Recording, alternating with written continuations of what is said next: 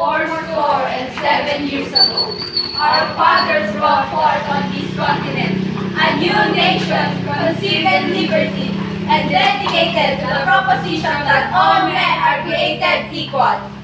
Now we are engaged in a great civil war, testing whether that nation or any nation so conceived and dedicated can long enter. We are met on the great battlefield of that war. We have come to dedicate a portion of that field As a final resting place for those who will give their lives, that the nation might live.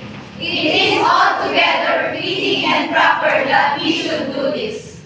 But, in a larger sense, we cannot dedicate, we cannot consecrate, we cannot hallow this ground.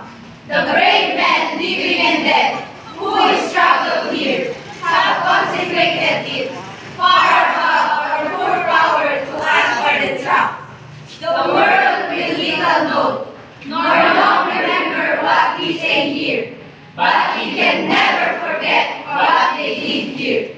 It is for us to live here, rather to be dedicated here, to the unfinished work which they who fought here have thus far so nobly advanced.